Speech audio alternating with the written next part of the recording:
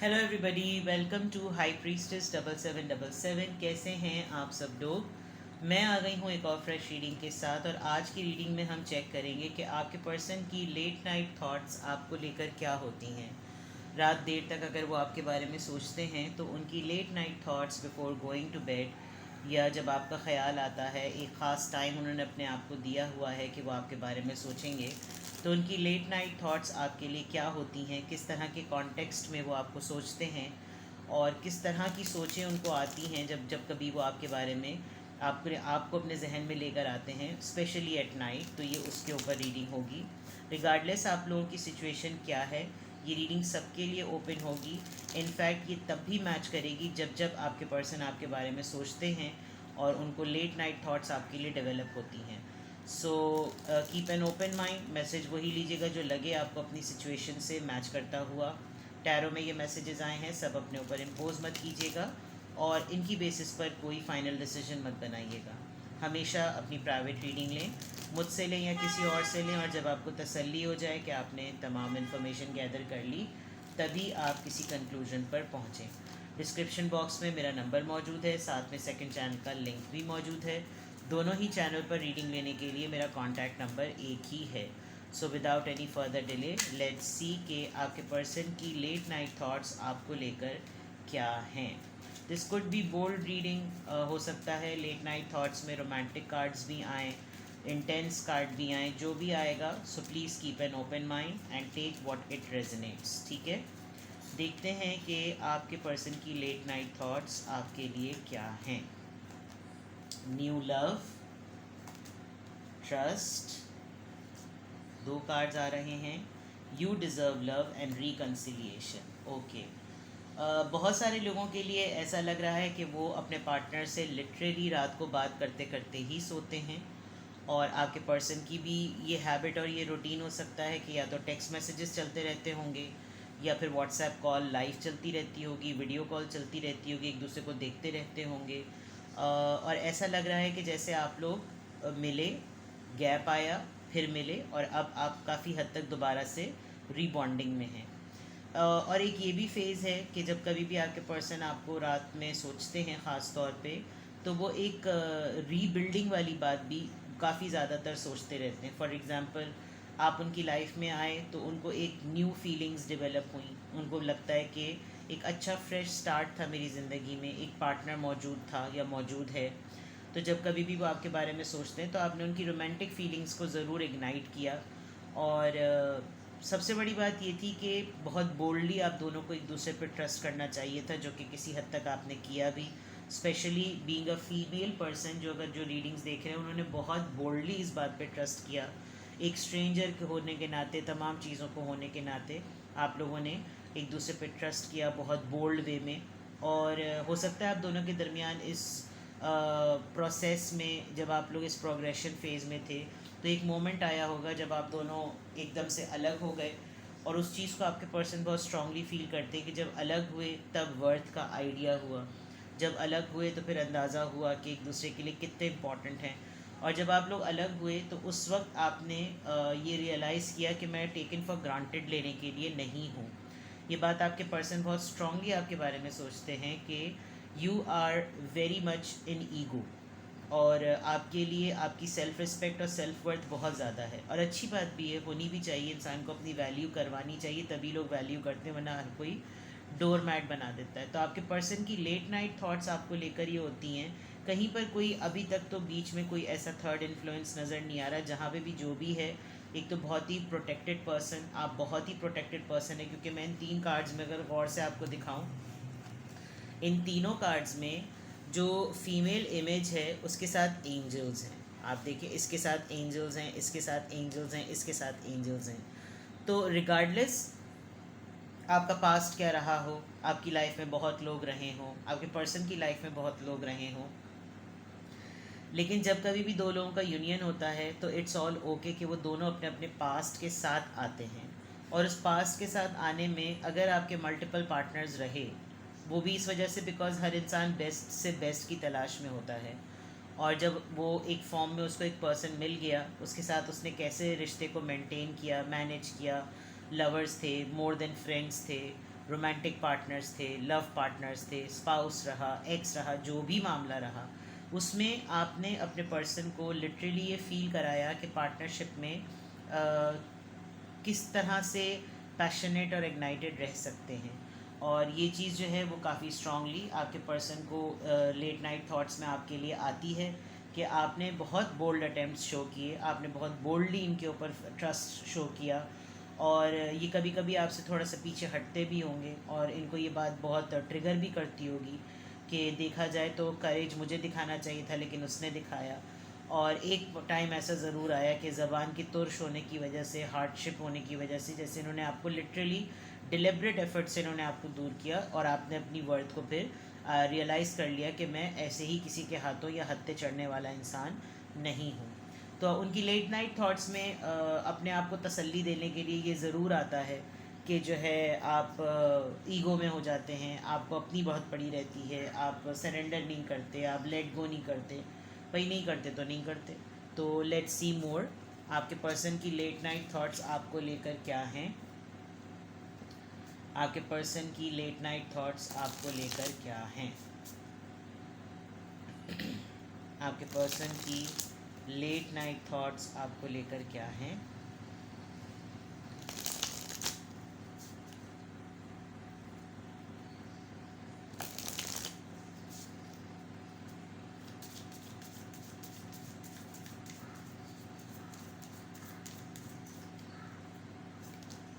Challenges. All true soul connections involve challenges that can be overcome together. Maybe कोई ऐसी बात आप दोनों के दरमियान हुई जिसमें आप दोनों बिल्कुल अलग हो गए, और जब अलग हुए तो एक बात इनके जहन में आती होगी कि किसी भी चीज़ से इंसान अकेले नहीं गुजर सकता, और जब वो अकेला गुजरता है तो फिर उसका माइंड सेट बन जाता है कि फिर उसको किसी की ज़रूरत ही नहीं होती। लेकिन यहाँ पर ये एक को डिपेंडेंसी है कि आपको या आपके पर्सन को जब कभी भी एक दूसरे का ख्याल आता है तो ये ज़रूर सोच आती है कि हम दोनों का फिर एक साथ होने का क्या फ़ायदा जब हम चैलेंजेस में किसी भी चैलेंज को या किसी भी प्रॉब्लम को मिलकर सॉल्व नहीं करते। हम दोनों किसी भी मसले को फेस करने के लिए एक पेज पर नहीं होते। तो जो ट्रू कनेक्शंस होते हैं उसमें होते ही चैलेंजेस हैं। तो जो लोग एक दूसरे के लिए मुखलिस हैं और ऑनेस्ट हैं, और उसमें चैलेंजेस आते ही हैं और उससे मिलकर ही गुजरा जाता है। Synchronicity, a divine soul counterpart relationship is blessed with amazing moment of synchronicity. आप दोनों के साथ एट द सेम टाइम एक ही तरह की चीज़ें होती होंगी। आपको लगता होगा कि आपका मसला बहुत बड़ा है, उनको लगता होगा नहीं उनका मसला बहुत बड़ा है, लेकिन दोनों ही की लाइफ में at the same time problems equally ही आती हैं। चैलेंजेस भी एक टाइम ही आते हैं, फीलिंग्स भी एक साथ हो रही होती हैं, ख्वाहिश भी एक तरह की हो रही होती है। तो या तो ये एक लैकिंग है या ये एक एक्सेस है। तो जो चीज़ एक्सेसिवली हो रही है वो भी आपके पर्सन के माइंड में आती है। लेट नाइट थॉट वो इस बात को बहुत ज़्यादा सोचते हैं कि हम दोनों की लाइफ एक इस लिहाज से इतनी सिमिलर क्यों है, मेरे प्रॉब्लम्स इसके प्रॉब्लम्स एक ही जैसे क्यों हैं। इसके प्रॉब्लम्स हैं तो मुझे रिलैक्स होना चाहिए, मेरे प्रॉब्लम्स हैं तो इसको रिलैक्स होना चाहिए, लेकिन हम दोनों एक दूसरे के लिए एक ही वक्त में एक पेज पर अवेलेबल नहीं होते। Having sensible boundaries it's important. यहाँ जो बाउंड्री सेटिंग की बात थी, जो मैंने कहा था कि अगर आपने बहुत तरीक़े से अपनी सेल्फ़ रिस्पेक्ट को सामने रखते हुए कोई बाउंड्री सेट की तो आपके नज़रिए से, आपके परसेप्शन से ये बिल्कुल सही है, बिकॉज़ ऐसी हदें होनी चाहिए। जब तक अगर आप लोग ऑफिशियल पार्टनर्स नहीं हैं तो बाउंड्रीज़ का होना बहुत ज़रूरी है। शायद शुरू में बहुत बोल्ड अटैम्प्ट्स हुए हों, लेकिन वो रेगुलर प्रैक्टिस का पार्ट बन जाएं। वहाँ पर आपने एक बाउंड्री तय की, हद तय की, हद कायम की, और उसका रिज़ल्ट जो है वो अच्छा रहा। और ये चीज़ शायद आपके पर्सन को आपकी पसंद भी आती है, लेकिन जब कभी भी उनका कोई मूड होता है, कोई ऐसी चीज़ होती है, तो उनको ये बात गैर मुनासिब भी लगती है। True love comes when you least expected. रात में जब कभी भी लेट नाइट थॉट्स में वो इंडोर्स होते हैं तो ये बहुत ज़्यादा उनको फ़ील होता है कि एक ये अच्छा कनेक्शन है, ये एक ऐसा कनेक्शन है जिसमें रिस्पेक्ट है, जिसमें वैल्यू है, जिसमें वर्थ है। तो और ये सब चीज़ें आपसे मंसूब हैं।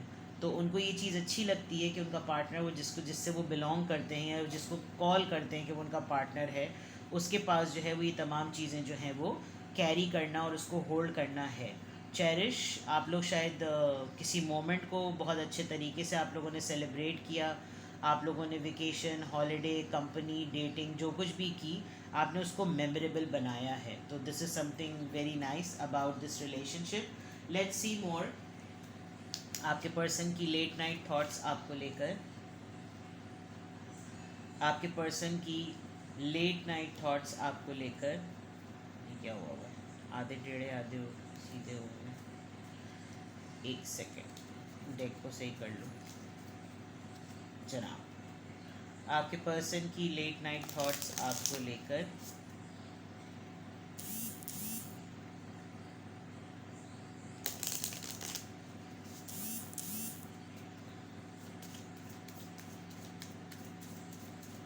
आपके पर्सन की लेट नाइट थॉट्स आपको लेकर, जिसको भी माइंड में रख के आपकी रीडिंग देख रहे हैं, द रेनबो रिवाइवर।